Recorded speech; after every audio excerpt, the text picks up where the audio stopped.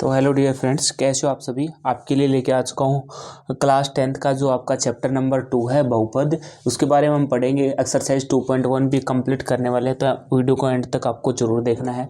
तो सबसे पहले हम पढ़ लेते हैं बेटा बहुपद क्या होता है। तो बहुपद सबसे पहले आपको ये पता होना चाहिए, बहुपद के बारे में आपको पूरी जानकारी होनी चाहिए कि बहुपद किसे कहते हैं, कितने प्रकार के होते हैं। ठीक है, तो हम यहाँ से डिस्कस करेंगे। हमारी क्लास 10th रहेगी। ठीक है, चैप्टर नंबर कौन सा रहेगा, 2 का रहेगा आपके पास। ठीक है, बहुपद किसे कहते हैं, ऐसे बीजीय व्यंजक जिसमें चर की घात ऋणोत्तर पूर्णांक हो उसे बहुपद कहते हैं। एग्जाम्पल भी मैं आपको बताऊंगा। उससे पहले आपको समझना है यहाँ पे चर मतलब ये चर क्या होता है, ठीक है, और आपका ऋणोत्तर पूर्णांक क्या होता है और बीजीय व्यंजक क्या होता है। ठीक है, और एक होता है अचर। तो सबसे पहले हम पढ़ लेते हैं यहाँ पे चर। देखो बेटा, यहाँ पे चर आ जाता है आपके भी। चर किसे कहते हैं, ठीक है, तो आपको पता होना चाहिए चर। देखो यहाँ पे मैंने लिख रखा है पहले से ही कि आपका टाइम वेस्ट ना हो। तो चर किसे कहते हैं, जिस राशि का मान गणितीय प्रक्रिया में बदलता रहता है उसे चर कहते हैं। ठीक है, तो इन्हें प्राय ABC मतलब ABC XYZ मतलब ABC से लेकर XYZ तक हम लिख सकते हैं। ये भी लिख सकते हैं। ठीक है, S, ठीक है, TU, ये भी क्या आपके पास से चर हैं। ठीक है, अब आ जाता है इसमें अचर। अचर क्या होता है, देखो यहाँ पे मैं आपको लिख के बता दूं। अचर वो क्या होता है आपका अचर।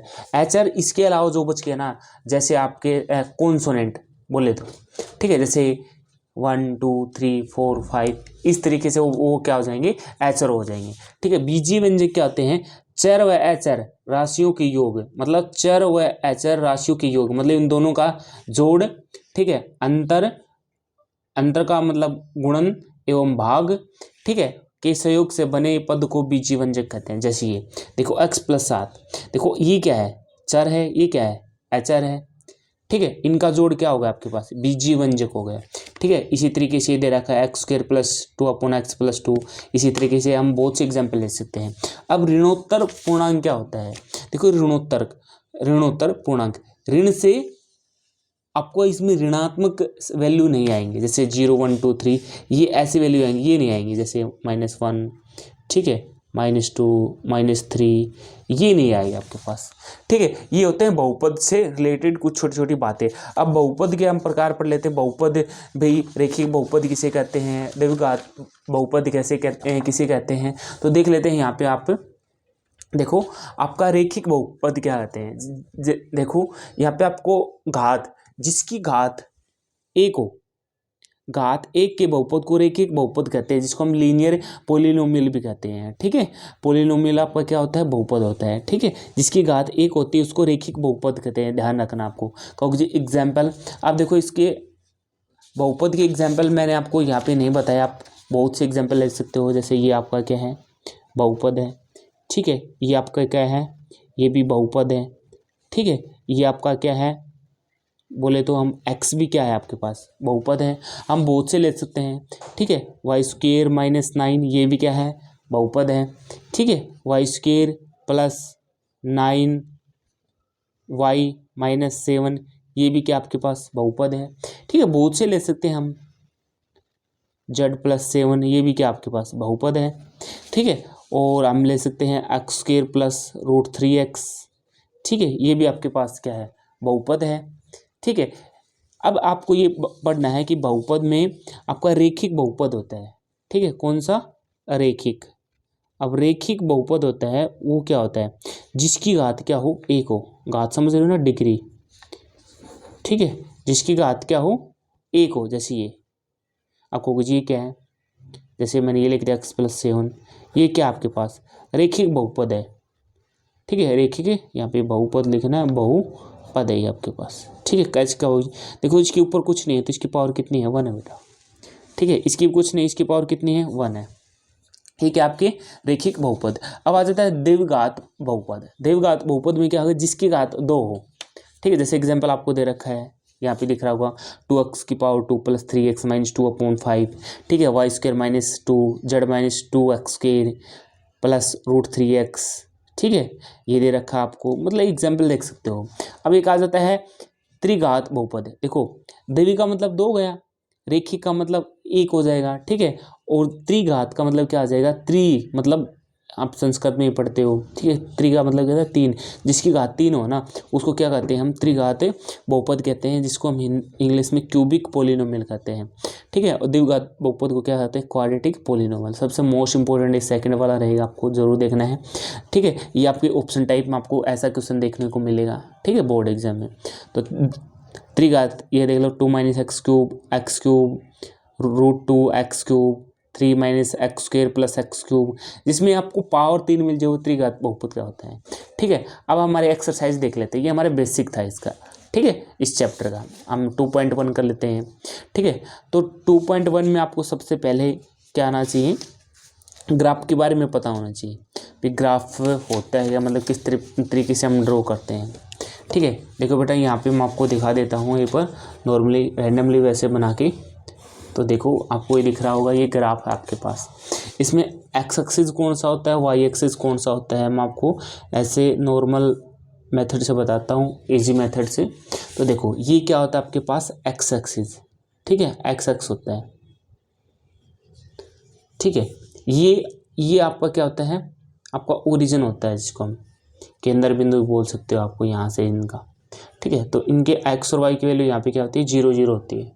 ये एक्स एक्सिस होते हैं, और ये ऊपर वाला क्या होता है, वाई एक्सिस, ठीक है, वाई एक्सिस। आपको होगा जी, ये क्या होता है, इसका इस साइड से राइट साइड आपका क्या होते हैं, पॉजिटिव होते हैं, ठीक है। और इसके लेफ्ट साइड क्या होते हैं, नेगेटिव होते हैं।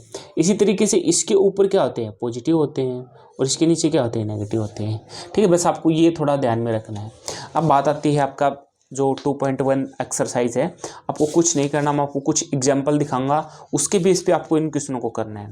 देखो ये आपके एग्जाम्पल है, ठीक है, इसके बेस पे आपको इनको क्वेश्चनों को करना है। आसान क्वेश्चन है, ज़्यादा हार्ड क्वेश्चन नहीं है, ठीक है। ये क्वेश्चन है, देख लो, आपका एक्सरसाइज यहाँ से स्टार्ट होती है, आपका आ भी जाए 1 नंबर में, अदरवाइज मैं कहूँगा ये आपके एग्जाम में नहीं आने वाले, ठीक है। तो मैं आपको करवा देता हूँ, कोई दिक्कत नहीं। तो ये है, तो आपको ये बताना है एक्स एक्सिस पे ये कितने बिंदु पर प्रतिच्छेद करती है। देखो ये कौन सा है, एक्स एक्सिस है ना, ये एक्स एक्सिस है, ये कौन सी है, वाई एक्सिस है। देखो ये एक्स एक्सिस, ये एक्स हो गई, एक्स डैश हो गया, मतलब एक्स डैश का मतलब इस साइड क्या है, नेगेटिव है, ठीक है। ये वाई और ये वाई डैश क्या है, ये नीचे क्या हो गया, इससे नेगेटिव हो जाएगा। अब वो क्या है, ओरिजिन है, ठीक है, केंद्र बिंदु हम जिसको बोलते हैं। अब देखो एक्स एक्सिस पर कितने बिंदु पे काटती है ये लाइन, देखो तो देखो ये एक्स एक्सिस है, एक बिंदु पे काटती है। आप कहोगे जी वाई एक्सिस को काटती है। इन्हें क्या पूछा है कि वो एक्स एक्सिस पे आपको बताना है कितने पे काटती है, कितने बिंदु पे काटती है। देखो नीचे दी आकृति 2.9 में ग्राफों को देखिए, प्रत्येक आकृति वाई बराबर है पी एक्स है, ठीक है। जहाँ पी एक्स एक बहुपद है, मतलब पी एक्स क्या है, मतलब ये लाइन है ना, ये पी एक्स एक बहुपद है का ग्राफ है। ग्राफों से प्रत्येक पी एक्स के शून्यों की संख्या याद करनी है, ठीक है। शून्य का मतलब जो एक्स एक्स पे काटेगी ना, वो क्या होगी आपके पास, यहाँ से शून्यों की संख्या आपको बतानी है। तो कितने बिंदु पे काट रही है एक्स एक्स पे, एक बिंदु पे ना। देखो इसका आंसर क्या होगा, शून्यों की संख्या कितनी होगी, 1 होगी, क्योंकि ग्राफ एक्स एक्स को केवल एक बिंदु पर प्रतिच्छेद करता है। मतलब जो एक्स एक्स ग्राफ है ना, वो एक ही बिंदु पे क्या कर रहा है, इसको प्रतिच्छेद कर रहा है, मतलब काट रहा है। अब दूसरे पे आ जाओ, देखो 1 और 2, तो क्या आ जाएगा, शून्यों की संख्या कितनी हो जाएगी, देखो यहाँ पे कितनी हो जाएगी, शून्यों की संख्या 2 हो जाएगी। ग्राफ एक्स एक्स को 2 बिंदुओं पे प्रतिच्छेद करता है, ठीक है। हो गया क्लियर पूरा। अब तीसरा पॉइंट देख लो, यहाँ पे तीसरा भी देख लो, एक्स एक्स पे कितने पे काट रहा है, यहाँ पे ये देख लो, तीसरा ये है, तो 1, ठीक है, 1 पॉइंट, 2 पॉइंट और 3, तो शून्यों की संख्या कितनी होगी, 3 होगी, ठीक है। शून्यों की संख्या क्या होगी, 3 होगी। अब क्यों ये आगे आपको लिखना है, क्यों लिखना है, क्योंकि ग्राफ एक्स एक्स को 3 बिंदुओं पर प्रतिच्छेद करती है, बस ये आपको चेंज करना है, और आपको बाकी कुछ भी चेंज नहीं करना है। यहाँ पे कितने बिंदु पे काटते हैं, 3 बिंदु पर, ठीक है। इसी तरीके से आपकी 2.1 की एक्सरसाइज है, वही आपको इसमें करना है। तो पहला क्वेश्चन क्या है, बहुपद पी एक्स के लिए वाई बराबर ये दे रखा है, ठीक है। आपको 2.10 में दे रखा 2.10 जो आपको ये देख रहा है, 2.10 आकृति है, ये नीचे आपको ये 2.10 आकृति है। प्रत्येक स्थिति में पी एक्स की शून्यों की संख्या आपको याद करनी है। तो देखो भाई, इस पे एक्स एक्स पे काट रही है कि ये लाइन पी एक्स वाली नहीं काट रही ना, तो क्या आ जाएगी, इसमें शून्यों की संख्या कितनी आ जाएगी, 0 आ जाएगी, ठीक है। शुनकों की संख्या कितनी आ जाएगी, 0 आ जाएगी। क्यों? क्योंकि ग्राफ एक्स एक्स को केवल एक्स एक्स को किसी बिंदु पर प्रतिच्छेद नहीं करती। ठीक है, ये इसका आंसर हो जाएगा। दूसरे की क्या आ जाएगी, देखो एक्स एक्स पे कितने पे काट रहा है, एक बिंदु पे, तो ये क्या आ जाएगा आपके पास, आंसर 1 आ जाएगा। शुनकों की संख्या कितनी आ जाएगी, 1 लिख देंगे, क्योंकि ग्राफ एक्स एक्स को केवल एक बिंदु पे प्रतिच्छेद करता है। ठीक है, तीसरा आ जाओ। तीसरे में 1 2 और 3, तो एक्स जो आपके पास शुनकों की संख्या है वो कितनी आ जाएगी, 3 आ जाएगी। तो लिख देंगे शुनकों की संख्या 3, क्योंकि ग्राफ एक्स एक्स को 3 बिंदुओं पर प्रतिच्छेद करती है। ये इसका आंसर हो जाएगा। अब 4 का पार्ट देख लेते हैं। 4 का पार्ट क्या आपके पास, 4 का ये रहा। तो कितने बिंदु पे काट रहा है ये, 1 और 2, तो जो आपकी शुनकों की संख्या कितनी आ जाएगी, 2 आ जाएगी।